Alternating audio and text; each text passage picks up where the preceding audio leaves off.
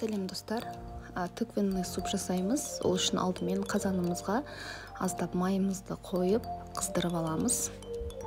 Қызған майымыздың үстіне ұсақтап туралған пиязымызды салып, шамамен 3-4 минуттай қуырамыз.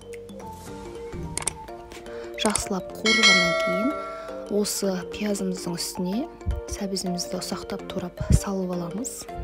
Негізі мен барлық көкөністерді өте ұсақтап тураймын, тез пісу үшін. Егер сіздің уақытыңыз болып жатса, ірілеп турап та салып қуыра берсеңіз де болады.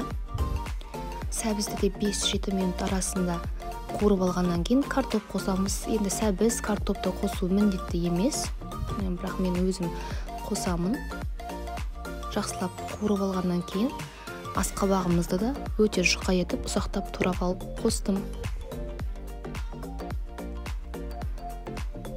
Бұны да шамамен 2-3 минуттай қуырамыз. Негізінен асқабақты ұсақтап турасаңыздар өте тез піседі.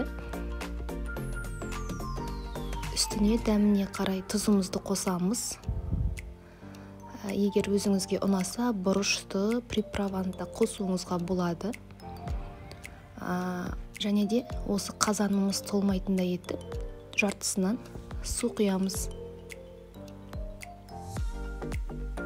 Астын орташа отта қайнатамыз. Шамамен 25 минуттай көлемінде біздің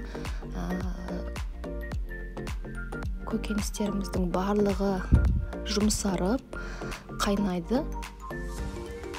Шанышқымен тексеріп көресіздер. Барлығы піскен болса, ала бересіздер. Енді осы біздің көкөністерімізді бөлек ыдысқа құйып алып, блендермен болмаса, тағы да басқа құралдарыңыз болса, жақсылап езіп аламыз.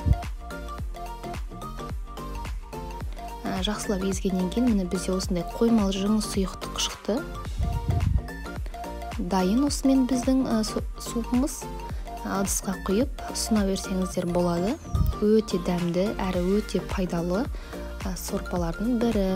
Барлықтарыңыз қасып болсын, міндетті түрде осы рецептпен жасап көріңіздер. Сіздерге ұнайды деген сенімдемін.